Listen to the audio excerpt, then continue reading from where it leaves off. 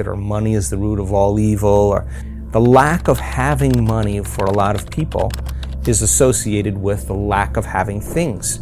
Forget the money. Money is just one way to get there, matter to matter. There's always plenty of ways to create abundance. If we react to the lack of money, then it seems like it's really hard to get. The problem is, that's hardware.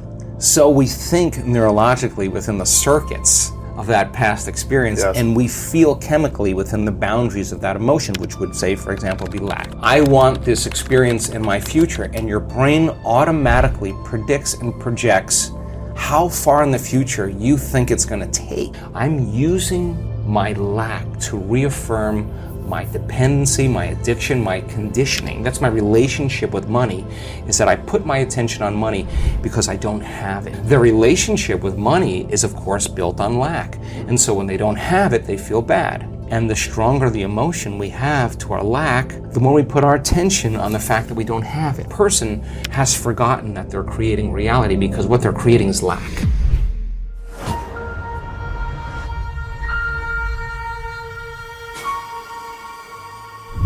What about becoming abundant? You may say you want to be wealthy.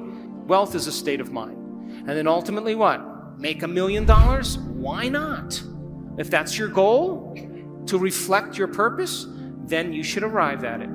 A very clear intention, a clear purpose combined with an elevated emotion. And when you combine a clear intention, like a vision of the future, along with an elevated emotion of inspiration and joy, you will create an empowered individual.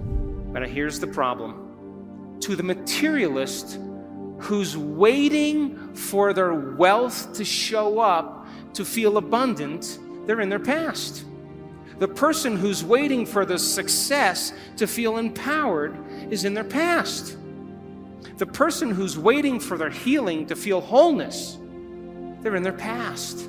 The person who's waiting for the riches to come to feel gratitude, they're in their past. They're materialists. In other words, you have to feel empowered in order for your success to show up. You have to feel abundant for your wealth to find you. You have to be in gratitude for you to create the life that you want.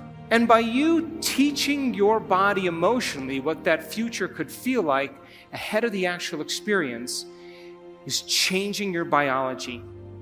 Because most people wait for something outside of them to change how they feel inside of them. And when something outside of them changes how they feel inside of them, they pay attention to whoever or whatever caused that, and they create a memory.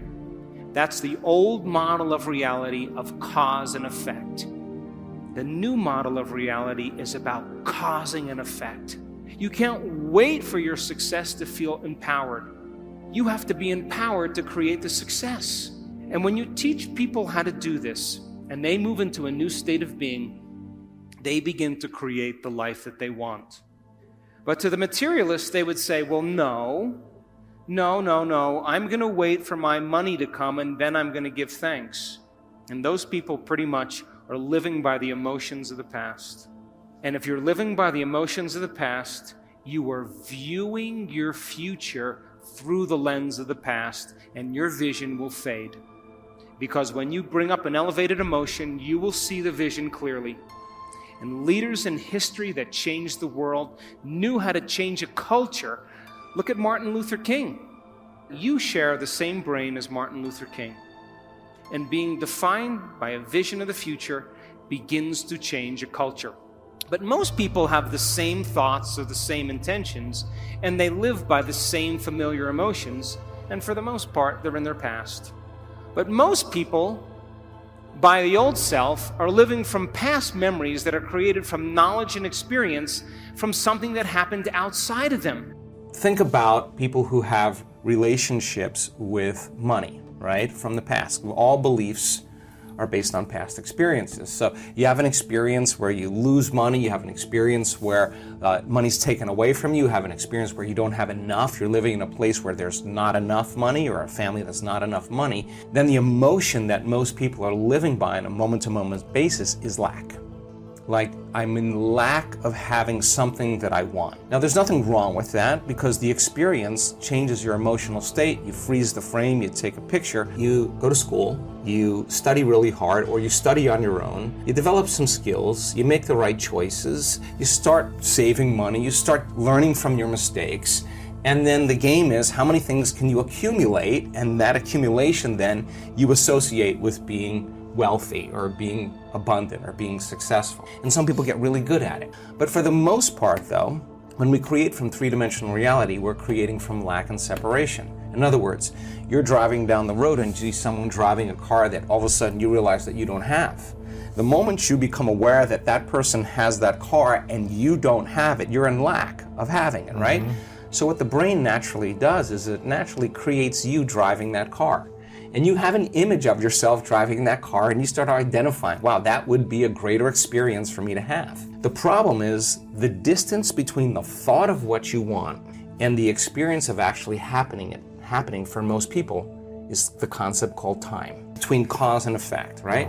So some people develop the ability to manage themselves and manage their life, they develop certain skills and they can pay for it and they can get it very quickly. So then if you think about people having the things they want in their life, when they create from lack and separation, it's the experience in three-dimensional reality that produces the emotion, and the emotion is saying, let's feel and experience this thing that you've been in lack and separation from, and that emotion then takes away the lack or separation. But you've worked really hard to get it. The victim is saying, I'm feeling this way because that person or that circumstance or I don't have any money is causing me to feel this way. That's my relationship with money. What that really means is I'm using my lack to reaffirm my dependency, my addiction, my conditioning. That's my relationship with money, is that I put my attention on money because I don't have it. Their relationship with money is, of course, built on lack.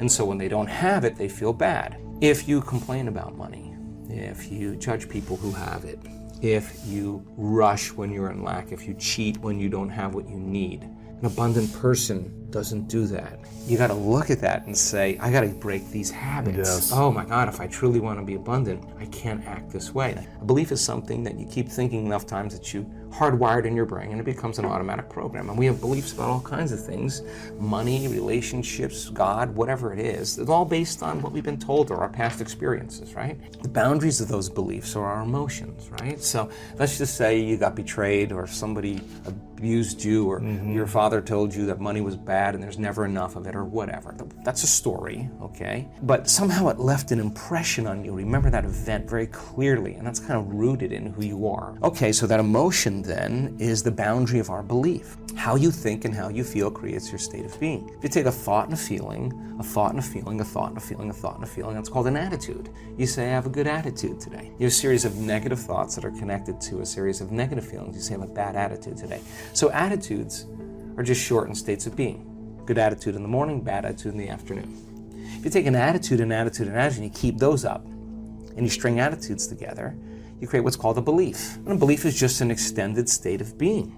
So if you keep thinking the same thought, you keep hardwiring it in the brain, you keep feeling the same feeling, you keep conditioning in your body, the redundancy of that cycle over and over again conditions the body to subconsciously become the mind of that belief. And all beliefs are subconscious states of being. Most people don't see things the way they are, they see things the way they are. And people are always filling in reality unconsciously based on their memory.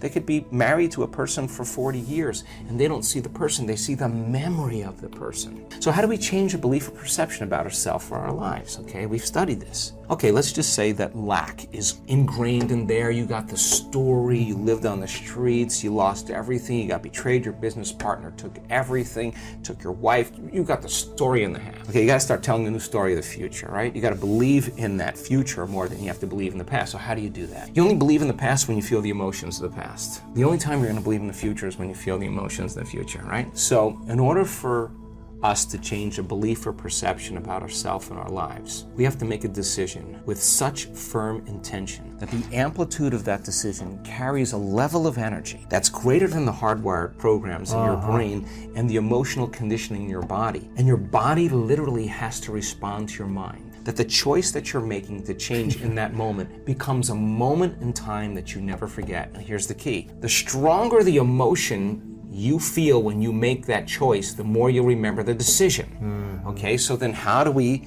down-regulate that old belief?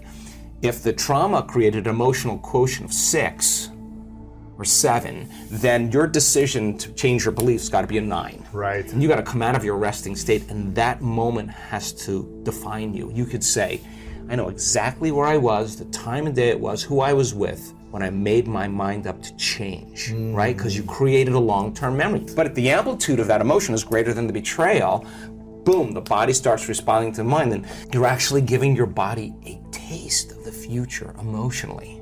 Is if you combine that clear intention with that elevated emotion, you're basically remembering your future, and it looks no different than remembering your past. Think neurologically within the circuits of that memory and feel within the emotions of that new belief, and watch your life begin to change, because nothing changes in our life that we change. And when we change our energy, we change our life. So now the experiment all of a sudden is no longer based on it being hard or trying or wishing or wanting or hoping. That's what we do when we're in lack or separation.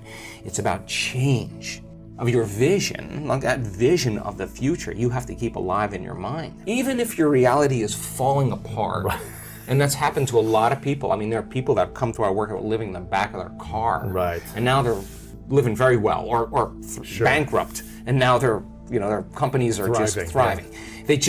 They just never stopped believing in themselves, because if you believe in yourself, it means you have to believe in possibility. And if you believe in possibility, you're going to have to believe in yourself.